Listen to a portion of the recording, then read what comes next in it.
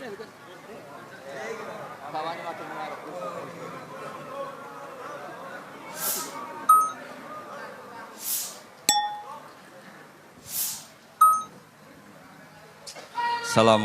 warahmatullahi wabarakatuh.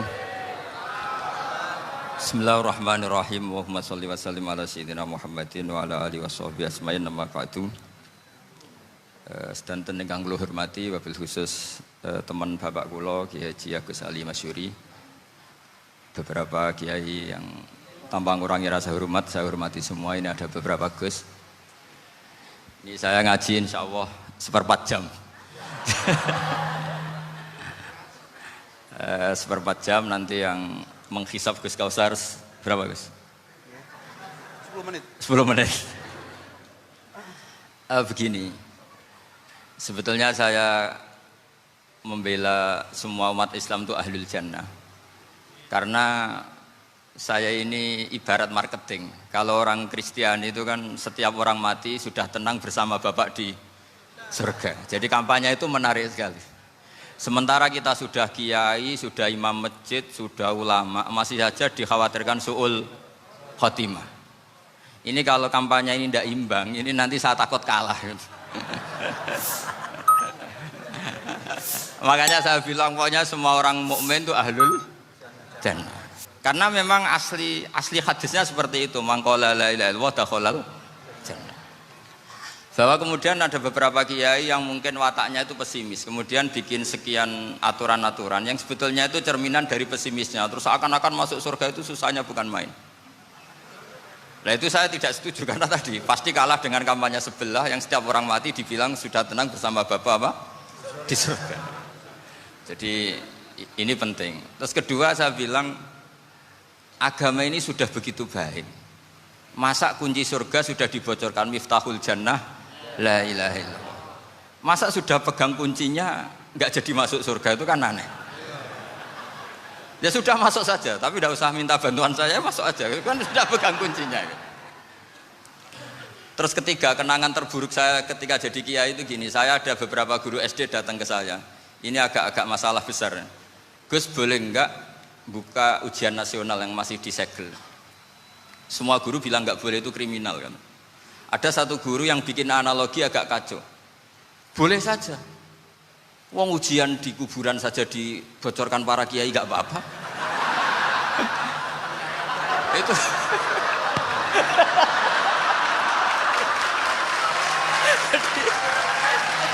tapi ini kriminal ya. Perhatian kepada kiai, nggak boleh memukul pemateri.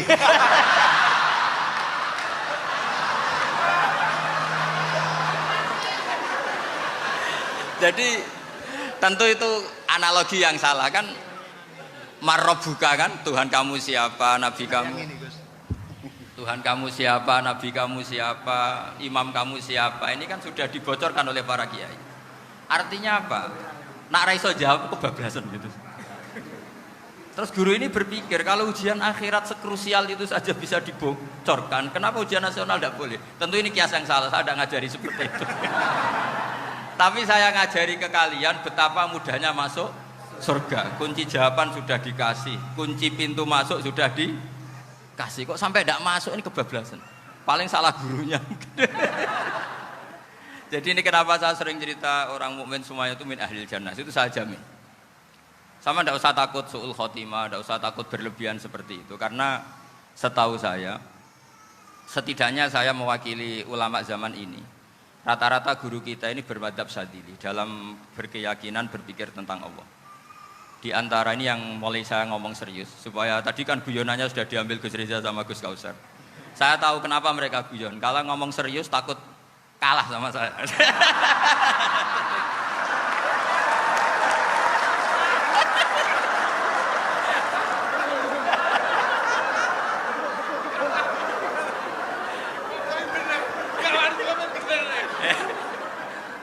Karena saya ini sudah terkenal pemikir serius, jadi artinya itu satu kepintaran mengalihkan. Ya, oh ya, sudah itu satu kecerdasan. Tidak hanya ngalim tapi betul cerdas. Betul cerdas. Jadi itu bukti beliau-beliau ini cerdas itu. Saya berpikir begini, ini madzhab Syadzili, kita semua tentu Sadili karena kita semua ngaji kitab hikam. Kita tahu kitab hikam itu muridnya Abul Abbas Al-Mursi. Abul Abbas Al-Mursi muridnya Syekh Abil Hasan apa? Asy-Syadzili. Saya masih ingat betul makalah itu dan saya ulang-ulang. Setiap saya ngajar di sarang saya ajarkan itu. Kilali kata Abul Hasan Asy-Syadzili, saya pernah dapat hatif, dapat semacam ilham. Apa makna min syarril waswasil khannas? Itu kata beliau dijawab oleh hatif itu. Hatif itu nggak perlu diterjemah tadi ada karena tadi diajarin itu. Apa yang dihidupkan itu nggak perlu dijelaskan. kata hatif tadi, waswasun yadkhulu bainaka wa baina habibika. Yunsika altofahu alhasanah wa yudzakiruka af'alaka asyi'ah wa yukassiru indaka dzatas shimal wa yuqallilu indaka dzatal yamin liya'dila bika an husni dzanni billah ila su'idzanni billah. Jadi yang dikatakan waswas adalah kamu digiring untuk hanya ingat sisi-sisi kamu yang negatif, dilupakan bahwa Anda punya sisi-sisi yang positif. Misalnya seperti ini, mungkin secara fikih tadi banser-banser tegas, wah ini masalah lelaki perempuan dipisahkan gini-gini. Tapi kenapa Ghazali bilang ya sudah gini gak apa-apa. Sebetulnya ada rukhsah itu karena ini di depan umum. Yang paling pantangan Nabi itu la yakhluwanna rajulun bimra'atin. Ini ada yang menjaminnya gitu. Malah khawatir saya di sini dipisah tapi setelah berduaan nggak bisa. Jadi toleransinya karena ini di depan umum. Itu masih ada toleransinya. La yakhluwanna rajulun bimra'atin. Begitu juga ketika kita dosa, misalnya kita dosa.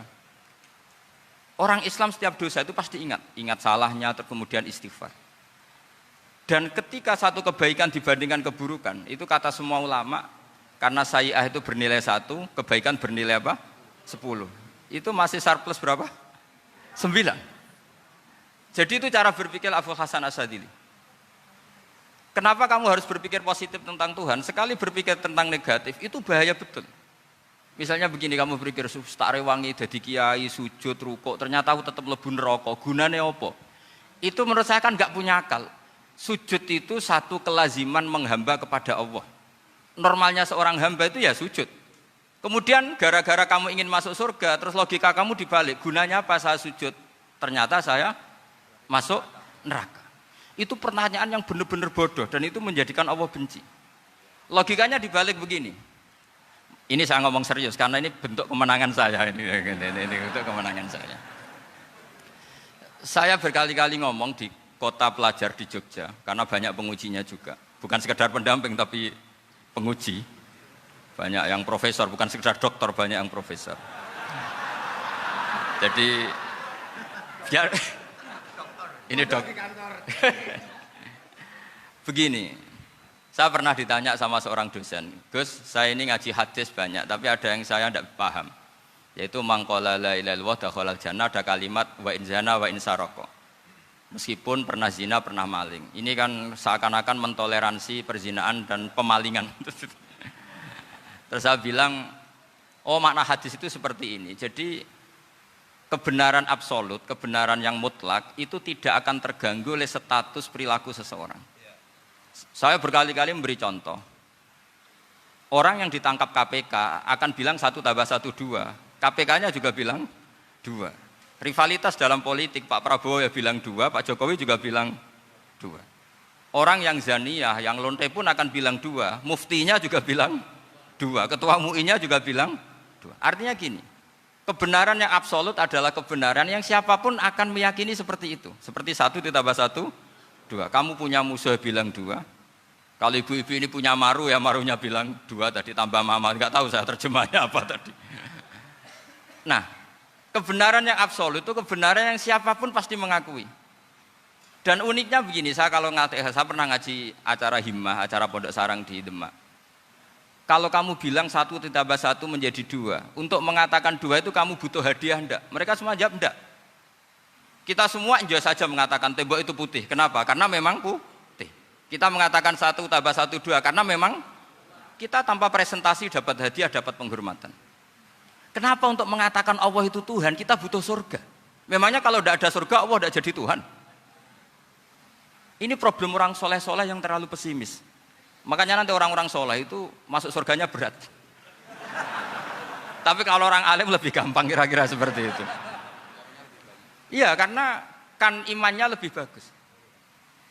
Dalam hadis qudsi, Allah ini yang dibuli orang-orang soleh.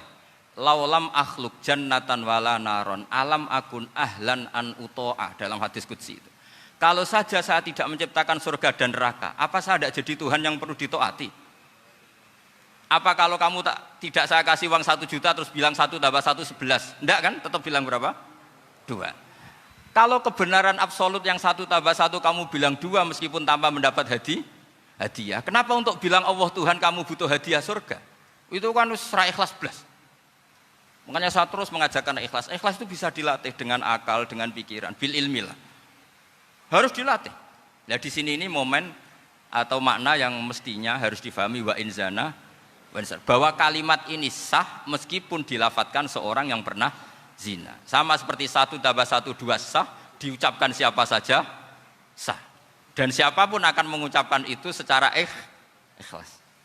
Ini penting saya utarakan. Sehingga setelah ada firqah-firqah takfiri yang mengatakan orang megang keris itu syirik, ke kuburan syirik, ini syirik. Itu salah besar. Salahnya adalah tadi kalimat-kalimat atau kebenaran-kebenaran absolut ini sudah jadi sibghatullah man ahsanu minallahi sibghah. Kalimat ini begitu absolut di hatinya orang mukmin.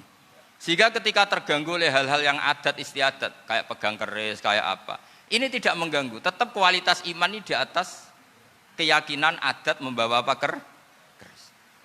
Kalau orang membawa keris menjadi syirik karena percaya sama makhluk. Orang misalnya kejawen kalau nggak bawa keris nggak nyaman. Orang kota itu kalau nggak bawa ATM juga nggak nyaman. Itu tidak dihukumi syirik. Kamu pergi lupa bawa HP nyaman enggak? Enggak, kenapa tidak dihukumi syirik?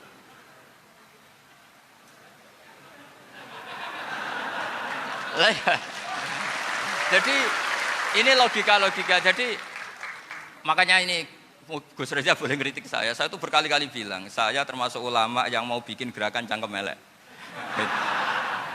Karena nanti kalau saya nisbatkan ke Rasulullah itu tidak pantas, karena Nabi ahsanan nasi khalqaw wa khuluqa. Tapi saya siap jadi bempernya Rasulullah Shallallahu Alaihi Wasallam. Pernah ada diskusi di Jakarta, ini kisah nyata.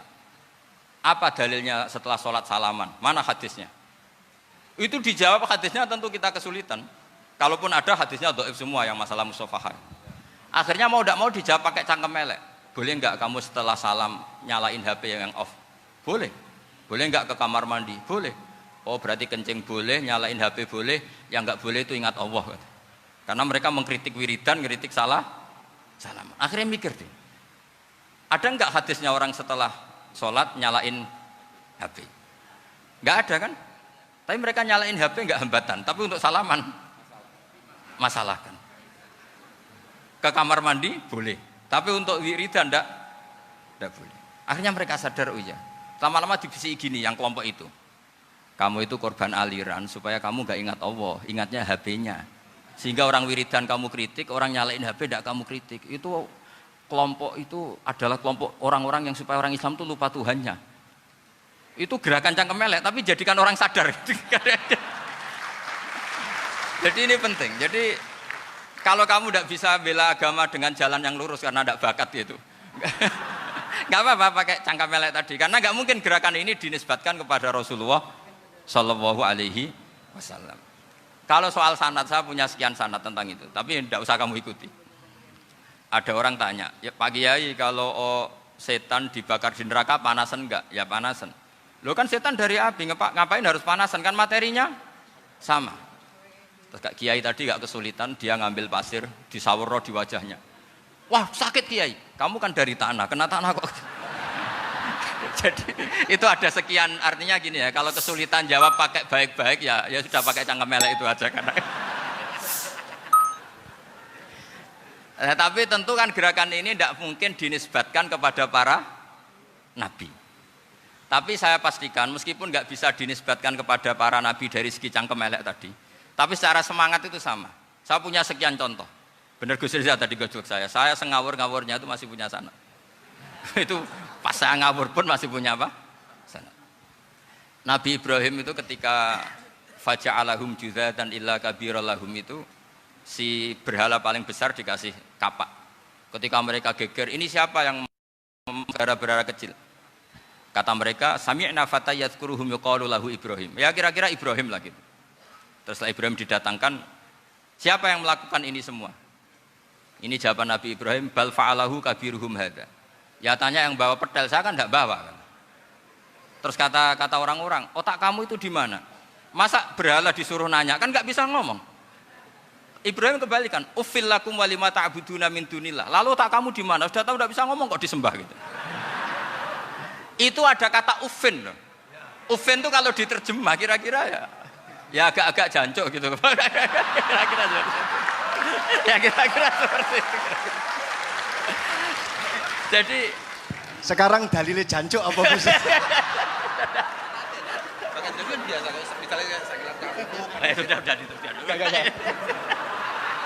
Gimana? Jancuk itu dari daksu, dak tinggalkanlah suan perkara sing elek. Krono ilate wong Surabaya kakean rawon, akhirnya ngomongnya jancuk.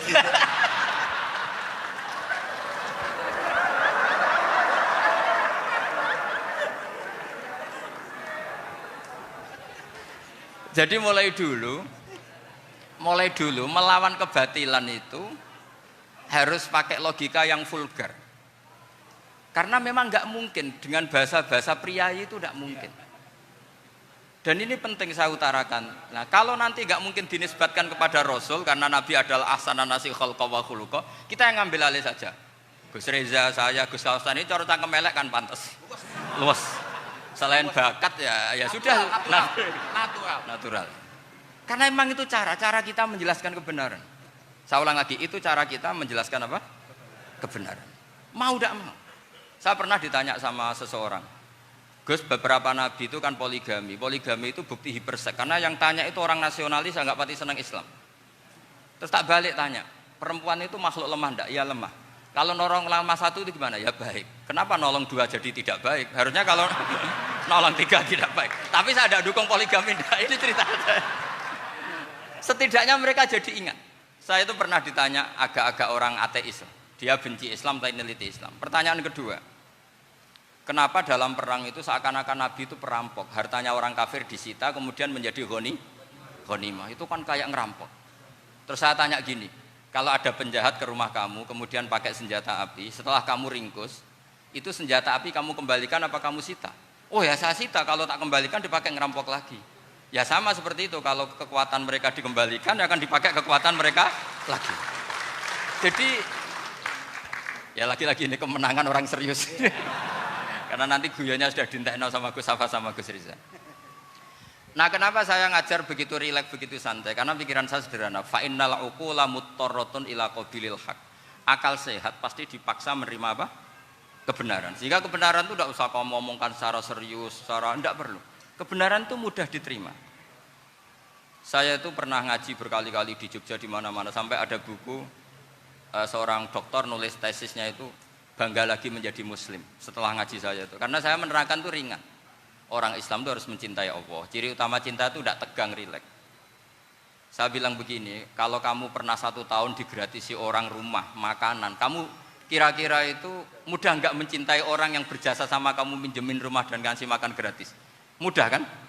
Apalagi kita ini mudah mencintai orang yang minjemin mobil 1 tahun, ngasih rumah 1 tahun, apalagi selamanya. Kenapa kita tidak mudah mencintai Allah yang memberi kita bumi, air, oksigen, semuanya kita dikasih Allah. Akhirnya mereka mikir, wong mencintai seseorang yang ngasih dalam durasi 1 tahun saja mudah, apalagi mencintai Allah yang ngasih kita tanpa batas. Itu disebut walladzina amanu asaddu hubbal lillah. Orang mukmin itu mudah sekali mencintai Allah. Caranya dilatih tadi. Kita mudah mencintai orang yang berjasa sama kita. Kenapa tidak mudah mencintai Allah yang tentu jasanya lebih besar? Nah, karena akhir-akhir ini banyak orang yang terlalu nazir, terlalu kata Nabi kan basyiru wala tunafiru yasiru wala tu'assiru. Sehingga saya bikin gerakan. Pokoknya semua orang mukmin pasti masuk surga. Nanti soal ada kesalahan-kesalahan kecil yang menjadikan orang su'ul khotimah itu sifatnya kehati-hatian. Jangan menjadi hukum. Hati-hati itu tidak menjadi hukum. Kalau kamu nyupir hati-hati itu bukan berarti pasti kecelakaan, enggak. Hati-hati itu ya hati-hati saja, tidak menjadi hukum. Ini penting saya utarakan karena kubu sebelah kampanyenya sudah tadi, setiap mati Pasti tenang bersama Bapak di surga. Sementara kita mau kampanye, kamu sholat tidak mesti diterima, haji tidak mesti diterima, jadi kiai tidak mesti masuk surga. Coba kalau kita kampanye gitu terus, yang mau jadi muslim itu siapa? Jadi ini sudah tak perhitungkan matang-matang, saya milih macam seperti itu. Ya ini saya pikir sudah, ini pembandingnya supaya punya waktu. Saya suka sekali. Nah ini yang sesi terakhir ya, sesi terakhir. Saya akan cerita fikih karena Nyun sewu Gus, ada iklan sebentar dari ibu-ibu, pentolan mic kurang dekat ke mulutnya Gus Baha. Sehingga suaranya tidak terdengar sampai ke belakang. Oh, gitu, pentolannya didekatkan Gus oh, ke mulut. Ini kalau ngomong konotasinya itu mesti nyerempet. Sudah apa ya? Sudah ahlinya di situ. Ya malah ada di situ.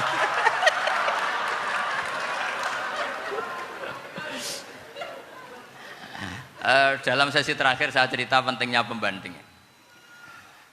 Imam Rafi'i itu yang ngarang kitab Muharrar. Kitab Muharrar ini adalah ringkasan dari kitab Al-Wasit. Al-Wasit itu karangannya Imam Ghazali. Al-Wasit sendiri ini khas ngaji NU, karena NU maknanya Nahdlatul Ulama, gerakan para ulama. Jadi kalau nggak ngerti alim-alim seperti itu ya ada NU. Sebenarnya sampai itu pasnya Nahdlatul Ummah, gerakan umat. Tapi kan sudah jadi partai politik Nahdlatul Ummah. Karena yang katakan NU itu Nahdlatul Ulama, gerakannya para ulama. Imam Rafi'i itu berpendapat sujud itu cukup pakai baduk, pakai jidat. Itu dalam kitab Muharrar. Wal asoh anna sujud yasihu mau cukup biwat iljabah. Ketika Imam Nawawi mentasih kitab Muharrar namanya Minhajut Thalibin, itu mengkritik Imam Rafi'i. Kata beliau, sujud itu untuk sah harus melibatkan 7 anggota. Karena berdasar hadis umirtu an asjuda ala sapati a'zumin, yaitu al-jabhah, wal yaden, warubaten, wal kodamen, yaitu jabhah, 2 tangan, 2 lutut, dan 2 kodamen. Akhirnya saya ngecek di kitab asli, Imam Rafi'i termasuk Ashabut Tarjih dan Imam Nawawi. 2 orang ini khilaf. Kan nggak mungkin kita sebagai mushahihnya, karena yang khilaf ini 2 ulama besar, satu Imam Rafi'i, satu Imam siapa? Nawawi. Kita tidak bisa hanya ngikuti Fathul Mu'in yang mengatakan idzakhtalafan Nawawi war Rafi'u qudiman Nawawi, tidak bisa, karena Imam Nawawi ini sering nginduk sama kitabnya Imam Rafi'i karena senior Imam Rafi'i. Setelah saya cek di kitab kitab asli Mamba ya, satu sumbernya semua madzhab apa? Syafi'i. Ternyata Imam Syafi'i nak ngedikan hanya begini. Wa uhibbu, saya suka setiap orang Islam sujud itu melibatkan 7 anggota karena itu aman, pasti sah. Tapi wayah tamilu, kata beliau, tapi mungkin saja sujud hanya watul jabah itu sah. Kenapa kata Imam Syafi'i? Liqaulihi sallallahu alaihi wasallam atau li du'aihi apa sallallahu alaihi wasallam fi sujud sajadalaka wajhi wa sam'i wa basori. Nabi ketika sujud itu hanya berdoa, ya Allah sujud kepada engkau wajhi wa sam'i wa basori. Nabi tidak menyebut wayadi wa rubati wa qadami. Sehingga saya berkali-kali benar kata Gus, saya ini pembela umat sing sujute 7 anggota ya tak lem, pantes dadi Rais Suriah. Itu. Yang sujute bathuk tok ya tetap sah ngikuti mazhabnya Imam Rafi'i. Meskipun itu tidak saya anjurkan. Tentu tidak saya anjurkan. Alasannya Imam Syafi'i tadi, Rasulullah pernah berdoa dengan kata-kata sajadalaka wajhi, bukan diteruskan wayadi warubati wakoda. Sehingga fal khilaf huna bakin ala khiddati kalau dalam bahasa fikih. Khilaf biar tetap sesuai aturan khilaf masing-masing. Enggak perlu kamu menggugurkan pendapat Rafi'i yang mengesahkan sujud hanya pakai jabah. Ini penting karena tadi seperti saya katakan, yang sujud anggota pitu ya masuk swarga mergo pintere, sing nganggo bathuk tok yang mlebu swarga mergo gobloke tadi, karena aksaru ahlil jannah al-bulhu. Nah ini madzhab saya. Jadi saya itu ingin umat Islam itu baik-baik saja. Iya betul, madzhabin jenengan. Ya. Karena tidak mungkin lah kita tidak bela Islam di zaman akhir, tidak mungkin, karena di kubu sebelah kampanyenya sudah seperti itu. Kalau kita ngomong ikhtiyat, kiai ra mesti mlebu swarga, sing salat ngethuk ra mesti husnul khotimah, wah akan jadi repot. Saya ini pengagum teori ikhlas.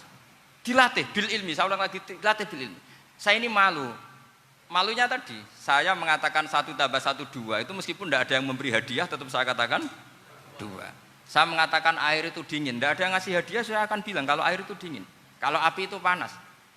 Untuk hakikat-hakikat seperti itu saja saya jujur tanpa ingin imbalan. Tapi ketika hakikat mengenai Allah kok saya minta imbalan surga dan neraka, ini apa-apaan? Kira-kira gitulah, Rois Suryah macam apa gitu.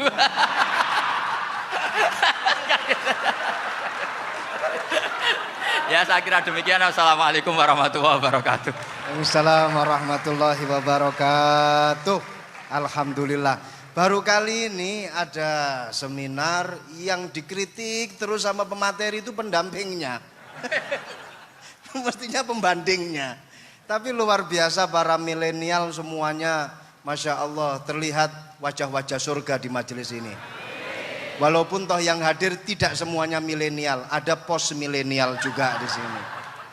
Ada yang Gus dan juga ada yang Kiai. Kalau Gus biasanya kan masih bisa tolah-toleh, kalau Kiai harus fokus. Tapi yang paling fleksibel di PWNU Jawa Timur, yang paling enak itu adalah beliau, Kiai Haji Agus Ali Mazhuri. Enaknya pripun? Dadi Kiai ya iso, dadi Gus ya iso. Itu posisinya paling enak di antara pengurus-pengurus yang lain. Tepuk tangan untuk beliau, enggak apa-apa. Langsung saya buka pertanyaan. Yang ditanya 2 orang, jangan pendampingnya. Yang ditanya 2 orang. Kalau enggak Gus Baha, Gus Kausar. Saya hitung sampai 10, enggak ada pertanyaan, kita tutup dengan doa. 1, 10. Ada yang 2 mawon nggih, pertanyaannya 2. 1, monggo. Yang perempuan, saya ingin yang perempuan, monggo. Sudah 2. Silakan.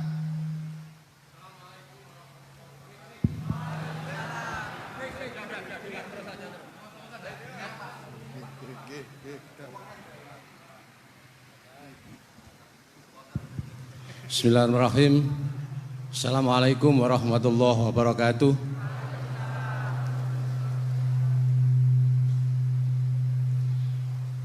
Yang saya ingin tanyakan kepada Gus Baha, saya itu sering ngaji lewat YouTube panjenengan Gus.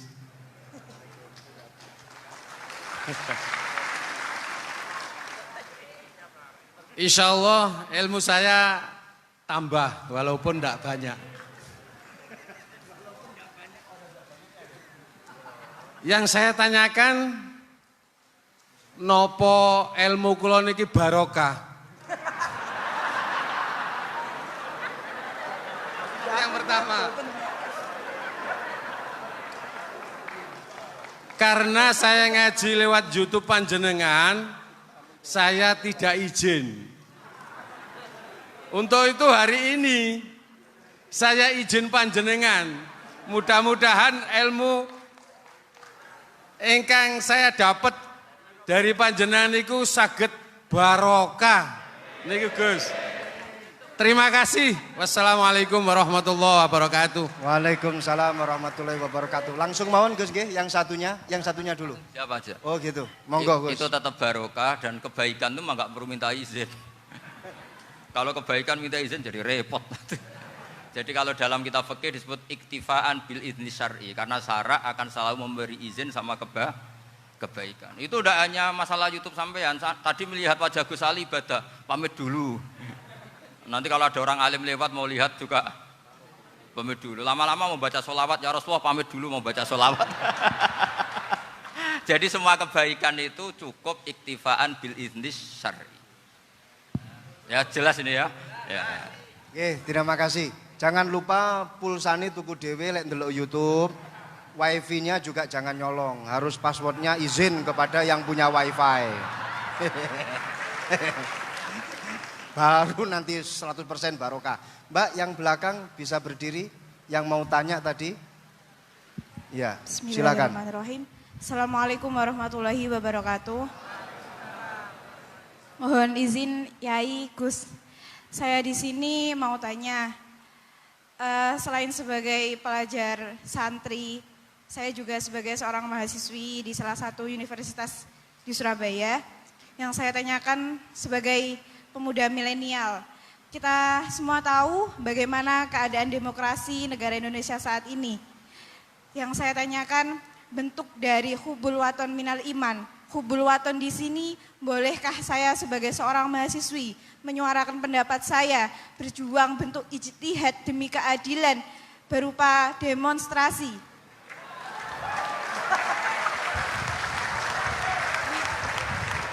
Ngapunten. Yang saya tanyakan di sini, bagaimana menurut Gus, apakah saya melakukan demonstrasi ini sudah baik atau sangat baik atau mungkin perlu dikaji kembali? Terima kasih. Wassalamualaikum warahmatullahi wabarakatuh. Hubungan antara demonstrasi dan hubbul wadon minal iman.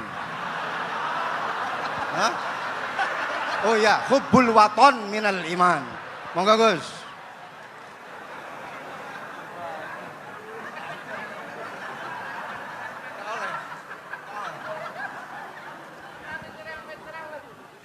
Ini benar-benar ahli.